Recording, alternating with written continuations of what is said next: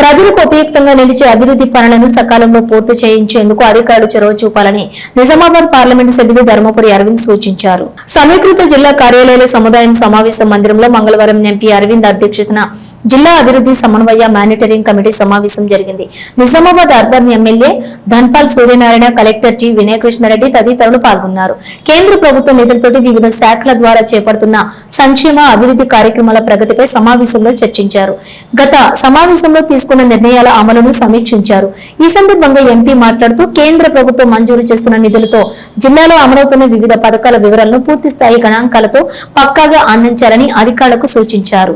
ఆయా పథకాల అమలులో కేంద్ర రాష్ట్ర ప్రభుత్వాలు ఎంత నిష్పత్తిలో నిధులు కేటాయిస్తున్నాయి, ఎన్ని పనులు గ్రౌండింగ్ జరిగాయి, వాటిలో ఎన్ని పూర్తయ్యాయి వంటి వివరాలను పేర్కొనాలని, ఎంపీ ల్యాండ్స్ నిధులతో చేపడుతున్నటువంటి పనులకు సంబంధించిన పూర్తి వివరాలతో శాశ్వత ప్రాతిపాదికన తప్పనిసరిగా బోర్డులు ఏర్పాటు చేయాలన్నారు. కేంద్రం నుండి వచ్చే నిధులు ఇతర వాటికి దారి మళ్లకుండా నిర్దేశించిన పనులకే వాటిని వెచ్చించాలని స్పష్టం చేశారు. ఆయా ప్రాంతాల్లోని చేపడుతున్న అభివృద్ధి పనుల్లో ఎనలేని తాత్సారం జరుగుతోందని, అమృత్ పథకం కింద భూగర్భ డ్రైనేజీ, త్రాగునీటి పనులు ఏళ్ల తరబడి కొనసాగుతూనే ఉన్నాయని అన్నారు. ఈ పథకం పనులపై దసరా సెలవులు అనంతరం తాను ప్రత్యేకంగా సమీక్ష జరుపుతానని, పూర్తి వివరాలతో సమావేశానికి రావాలని సంబంధిత అధికారులను ఆదేశించారు. మాక్లూరు మండలం అడవిమామిడిపల్లి, మాధవనగర్ ఆర్ఓబి పనులను త్వరితగతిన పూర్తి చేయించాలని సూచించారు. పంచాయతీరాజ్, ఆర్ఎండ్బి, జాతీయ రహదారుల సంస్థ తదితర శాఖల ఆధ్వర్యంలో కొనసాగుతున్న బ్రిడ్జిలు, కల్వర్టులు, అప్రోచ్ రోడ్ల నిర్మాణాలు యుద్ధ ప్రాతిపదికన చేపట్టి పూర్తి చేయించాలన్నారు. కాగా నిజామాబాద్ ఆర్మూర్ మార్గంలో అటవీ భూమికి సంబంధించి చాలా కాలం నుండి పెండింగ్ లో ఉన్న వివాదాన్ని కేంద్ర ప్రభుత్వం దృష్టికి తెచ్చి పరిష్కరించడం జరిగిందని, త్వరలోనే ఈ మార్గంలోని 2 ప్రదేశాలలో రోడ్డు విస్తరణకు మార్గం సుగమం అయ్యిందని ఈ సందర్భంగా ఎంపీ అరవింద్ వెల్లడించారు. మరి చెప్పండి, అందరు వచ్చిన తర్వాత నేను రమ్మంటే వస్తాను. మరి ఎప్పుడు రావాలని చెప్పి ఒక టైం పెట్టారు.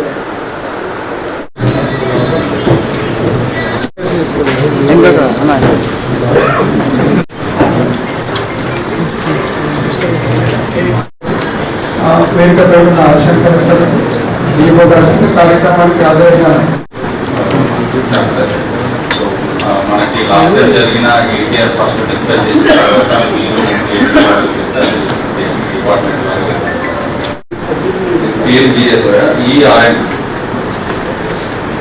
సో లాస్ట్ టైం మనకి స్పెసిఫిక్ గా వచ్చిన పాయింట్ ఏంటి, దాని మీద మీరు యాక్షన్ అయితే నేను తీసుకున్నారు అనేది చెప్పండి. ఈ చెప్పారు సార్. అడవి మామిడిపల్లి ఆర్ఓబికి సంబంధించి అక్కడ ట్రాఫిక్ ప్రాబ్లం అవుతుంది, దాన్ని తొందరగా కంప్లీట్ చేయాలి. రోడ్ షోల్డర్స్ లోపల ఉన్న బుషెస్ ఆ మెయిన్ రోడ్స్ క్లియర్ చేశారు సార్. తర్వాత రెండోది ఆర్ఓబి మామిడిపల్లి వెట్ మిక్స్ చేసి ట్రాఫిక్ అలో చేశారు సార్. వీటి ఒకటి వర్షం కాగానే వేస్తాను. మెంబర్స్ హనుమంతరావు గారు, నిజాం గారు, డాక్టర్ రాజేంద్ర గారు,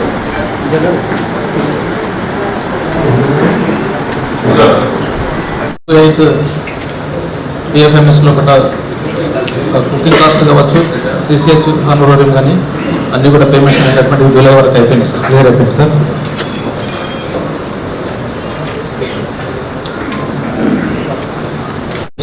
డిఎంసీ కింద లాస్ట్ టైం ప్రపోజల్స్ పంపమని క్లాస్ రూమ్ శాంక్షన్ అయినా సార్. 9 స్కూల్స్లో అడిషనల్ క్లాస్ రూమ్ శాంక్షన్ అయినా సార్. దాంట్లో కూడా 8 స్కూల్స్లో వర్క్స్ ఇన్ ప్రోగ్రెస్ ఉన్నాయి సార్. అందులో ఒక స్కూల్లో మాత్రము అక్కడ అకామిడేషన్ లేకపోవడం వల్ల ఒక స్కూల్లో వర్క్ స్టార్ట్ కాలేదు సార్. మస్రా డ్రింకింగ్ వాటర్ రిపేర్స్ కోసం సార్ వేంపల్లికి లేదు, అది వర్క్ స్టార్ట్ కాలేదు సార్.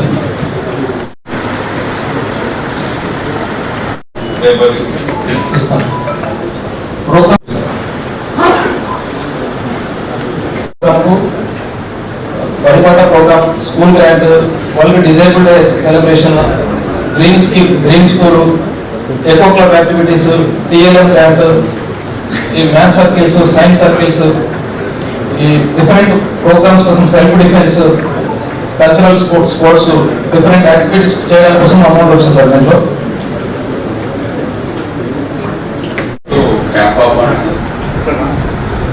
వైశాఖి స్కూల్స్ అని 8 స్కూల్స్ ప్రోగ్రెస్ ఉందన్నారు ఇష్యూస్ అది BMC 9 స్కూల్ ఏమో sir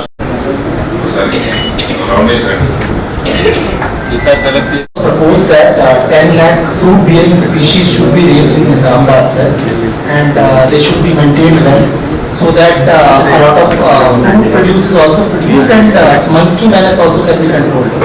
So sir, last year 98,000 fruit bearing species were planted, trees were planted, and this year in Arnold constituency alone, sir, around 5 lakh seedlings planting is proposed, sir. The plantation, since we had good rains this time, sir, it is also undergoing, and over the time, sir, we will assure that the target is achieved, sir. And also, sir, we have Government of India program Ek Ped Maa Ke Naam. So we are ensuring that whatever plantation is being done, that is recorded in that portal. And sir, Telangana was among the top 3 states in the entire country where we exceeded our targets of Ek Ped Maa Ke Naam, sir. ఇప్పుడంతా ఈక్వల్గా పెట్టాలి. మనకి టోటల్గా 530 గ్రామ పంచాయత్స్లో total applications ఏమో మనకి 19,873 వచ్చాయి sir. దీనికి అన్ని ఫార్వర్డ్ చేసాం సార్. స్టేట్ టీలో 650 అప్లికేషన్ క్లియర్ అయ్యాయి సార్. దీంట్లో 4,080 యూనిట్స్ గ్రౌండ్. మనకు మాత్రం మన డిస్ట్రిక్ట్లో 11 యూనిట్స్ వచ్చాయి సార్. ఈ బార్పర్లో మనకి 370 అప్లికేషన్స్ వచ్చాయి సార్. కార్పొరేటర్లో 545, దోబీలో 508, fishing net 253, boats beach 424, Hammered toll gate 86, Mason 822, Waterlo 147, Sculptor 338, Tailoring 552. ఈ టైలరింగ్ తర్వాత మేసన్ పెట్టారు సార్. ఎక్కువ అప్లికేషన్ వచ్చింది.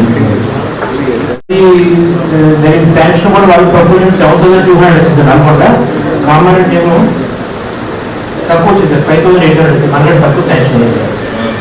అవును సార్. దీంట్లో ప్రాబ్లం ఏంటంటే సార్, స్టాప్ చేయడం రీజన్ ఏంటంటే సార్, నేను కరెక్ట్గా వెరిఫై చేసుకున్నాను. మనకి all over India target 2 crores వస్తుంది sir. Year wise target 40 lakhs per year all over India వస్తుంది సార్. మనకి తెలంగాణలో 5 years లో మనకి 30 lakhs అప్లికేషన్స్ వచ్చేసారు తెలంగాణలో. దాంట్లో 89,000 అప్లికేషన్స్ అప్లై అయ్యాయి సార్ తెలంగాణ స్టేట్లో. దాంట్లో ఏమో అవుట్ ఆఫ్ 89,000 మనకేమో 6,650 అప్లై చేశారు. ఇక ముందు కూడా అప్లికేషన్ చేయలేదు సార్. ఇప్పుడు ఈ మార్గంలో కంప్లీట్ చేసేస్తాం సార్. అప్లికేషన్ బిల్డ్ అయిపోయింది సార్. 8.5 crores శాంక్షన్ అయితే 165 వర్క్ సార్. ఆల్రెడీ దాంట్లో 41 వర్క్ కంప్లీట్ అయినాయి సార్. 26 ప్రోగ్రెస్ ఉన్నాయి. 98 వర్క్ నాట్ స్టార్టెడ్ ఉన్నాయి సార్. అవన్నీ నామినేటెడ్ వర్క్ సార్. 5 lakhs పిఏగా మన సార్ కూడా ఆల్రెడీ పంపించాం సార్ స్టేట్మెంట్. తీసేపించిన తర్వాత సార్ మళ్ళీ ఈవినింగ్ కాగానే మళ్ళీ అటెండ్ చేసేస్తున్నారు సార్. ఇప్పుడు ఆ షాపు మున్సిపాలిటీదా మీరు అనేది సార్ షాపింగ్ కాల్లో 66 షాప్స్ మనమే సార్. వాళ్ళ లీజ్ క్యాన్సిల్ చేసేయండి, అయిపోయాయి. మీరు వేరే వాళ్ళకి లీజ్కి ఇవ్వండి. Okay sir. ప్రైవేట్ దాన్ని ఈజీగా హ్యాండిల్ చేయొచ్చు. మనది కూడా మీరు ఎందుకు రివ్యూలో మనం డిస్కస్ చేసి లిమిటేషన్ చేసి తర్వాత థర్డ్ పార్టీ ఉంటే కూడా మీరు లీజ్ ఒకళ్ళకి ఇస్తారు, వాళ్ళు వేరే వాళ్ళకి ఇవ్వకూడదు. అట్లాంటివి ఉంటే అనఫిషియల్ ఇన్ఫర్మేషన్ కలెక్ట్ చేయాలి. అంటే ఈవెన్ కమిషనర్ ఆఫీస్ CDMA నుండి కూడా మనకు కమ్యూనికేట్ చేసిన దాంట్లో సార్, అందులో డిస్మాంటిల్డ్ బిల్డింగ్స్ పైన ఏదైతే అమౌంట్ అక్రూ అయినది సార్ ప్రాపర్టీ ట్యాక్స్, అది అలానే ఉండిపోయింది సార్. తర్వాత వాటిని CDMA ఆఫీస్ నుండి కూడా అన్కలెక్టబుల్ డిమాండ్ అయినా ఉంది సార్. ఈ 23 crores లో సార్ 13 CR ఫ్రమ్ 2 hotels ఉన్నాయి సార్. ఒకటి నిఖిల్ సాయి ఇంటర్నేషనల్ సార్, తర్వాత వంశీ ఇంటర్నేషనల్ సార్. సో వాటికి సంబంధించి మన రీసెంట్గా మీటింగ్ పెట్టినాం సార్. కలెక్టర్ ఛాంబర్లోనే మీటింగ్ కన్వీన్ చేసినాం సార్. తర్వాత దానికి సంబంధించి వాళ్ళని కూడా పిలిపించాం సార్. ఓనర్స్ని కూడా పిలిపించినాం సార్. వాళ్ళు చేసే క్లైమ్ ఏదైతే ఉందో దాని అంతా కూడా ఎగ్జామిన్ చేసినాం సార్. అయితే వాళ్ళు ఏమంటారు సార్ అంటే ఇయర్ వైజ్గా మేము చెక్స్ ఏదైతే మీకు డిపాజిట్ చేసినామో వాటిపైన కూడా ఇంట్రెస్ట్ అమౌంట్ క్యాల్కులేట్ అయ్యేందుకు వస్తుంది మాకు ఆన్లైన్లో. కాబట్టి అది బ్యాక్ ఎండ్లో దాన్ని సెట్ చేస్తే మేము పే చేస్తామన్నారు సార్. తర్వాత మొన్న రీసెంట్గా మేము స్టార్ట్ చేసిన తర్వాత వాళ్ళు హైకోర్టుకి వెళ్తే మళ్ళీ మేము అగైన్ హైకోర్టు డైరెక్షన్ ఇచ్చేసారు మనకు రీఅసెస్ చేయమని చెప్పేసి. సో రీఅసెస్మెంట్ సంబంధించి టీమ్స్ను మన last month 25th, 26th 2 days hotels visit చేసి ఫ్రెష్గా వాళ్ళకి సంబంధించిన హోటల్స్ సంబంధించిన అన్ని ఫ్లోర్స్లో మెజర్మెంట్ తీసుకున్నాం సార్. మెజర్మెంట్ తీసుకున్న కాపీ పైన ఓనర్స్ సమక్షంలో చేసినట్టుగా వాళ్ళ సంతకాలు కూడా తీసుకున్నాం సార్. ఆ ప్రూఫ్ ఉండాలి, మళ్ళీ రేపు డినై చేయకుండా ఉంటుంది అని చెప్పేసి.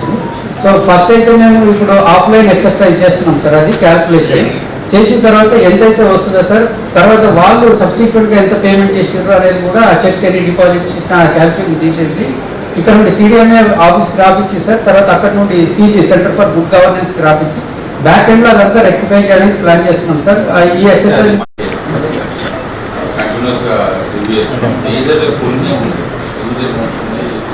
ఆర్గనైజేషన్స్ అలాగే మనకి ఎమ్మెల్యే గారు చెప్పినట్టు మిస్ అయినా ఏమున్నాయో చూడండి. అసలు అంటే తక్కువ వస్తున్నాయి, వీళ్ళు మిస్ అయినా ఏమున్నాయో కూడా చూడండి. అన్నెసరి ఎక్కువ వచ్చినాయి కూడా మీరు రివైజ్ చేయాలనుకునేది కూడా ఎవరైనా సఫరర్స్ ఉంటే రివ్యూ చేసింది. సో నా అందరూ డిస్ట్రిక్ట్ ఆఫీసర్స్కి నా రిక్వెస్ట్ ఏంటంటే ఈరోజు గౌరవ చైర్మన్ గారు, గౌరవ ఎమ్మెల్యే గారు చెప్పిన విధంగా ప్రతి స్కీమ్లో కూడా కొన్ని ఇష్యూస్ ఐడెంటిఫై చేశారు. సో ఫర్ ఎగ్జాంపుల్ అగ్రికల్చర్ లోపల డీకాస్టింగ్ చేసుకున్నామన్నారు, బట్ బయట తెలియదు. సో నేను నిన్న రివ్యూలో కూడా చెప్పాను, మనకి NREGS నుండి గవర్నమెంట్ సైడ్ నుండి చేయమని కూడా చెప్పాను. సో మనం చేసే వర్క్లు బయట ప్రజలకు తెలిసేటట్టు చేయాలి, కొంత పబ్లిసిటీ వచ్చేటట్టు కూడా చేస్తే గవర్నమెంట్ సైడ్ నుండి ఏం జరుగుతుందని తెలుస్తుంది. అది దృష్టిలో పెట్టుకొని చేయండి. తర్వాత హెల్త్ డిపార్ట్మెంట్కి సంబంధించి మనకు రివ్యూ చేసేటప్పుడు ఇన్ఫర్మేషన్ ఏదైనా అడిగితే అందరికీ అకౌంటబిలిటీ ఉంది. సో మీరు ప్రాపర్ ఇన్ఫర్మేషన్ ఇవ్వండి. మీరు 2 ఇష్యూస్ ఇన్ఫర్మేషన్ ఇచ్చేటప్పుడు గుర్తుపెట్టుకోవాలి, మీరు ఇన్ఫర్మేషన్ కోసం అడిషనల్ ఎఫర్ట్ పెట్టకూడదు. మీరు క్యాల్కులేషన్లు చేసి అది ఇవ్వాలి అని అంటే ఇంకా వేరే వర్క్లో ఉంటారు, ఇది అవ్వదు. అందుకనే ఉన్నది జిరాక్స్ వేసి ఇస్తే మనకి బర్డెన్ తగ్గుతుంది, వాళ్ళకి ఫుల్ డీటెయిల్స్ వస్తాయి. మనం పార్షియల్గా ఓన్లీ అమౌంట్ క్యాల్కులేషన్ చేసి టోటల్ చేసి ఇస్తే చాలా డిఫరెన్సెస్ వస్తాయి. అందుకనే ప్రతి ఒక్కరు కూడా ఇన్ఫర్మేషన్ ఏది అడిగినా కానీ పబ్లిక్ రిప్రజెంటేటివ్స్ కానీ ఎవరికైనా సరే జనరల్ పబ్లిక్ కూడా ఇవ్వాలి. సో దాన్ని సీరియస్ గా కమిటీ దిశ మీటింగ్ లో కూడా మినిట్స్ లో కూడా వస్తుంది. పబ్లిక్ హెల్త్ వాళ్ళు ఏజెన్సీస్ చెప్పండి. అలాగే ఎంపీ ల్యాక్ సంబంధించి మీరు బోర్డు పెట్టడం గురించి వచ్చింది. సో ఎంపీ ల్యాక్ ఒకటే కాదు, ఏ స్కీమ్ అయినా సరే మనము యాజ్ పర్ ప్రోటోకాల్ ఏముందో అది కంప్లీట్ గా చేయాలి. ఓన్లీ ఫిజికల్ వర్క్ కంప్లీట్ చేసి బ్యాలెన్స్ 5% 10% వదిలేసేది కాదు.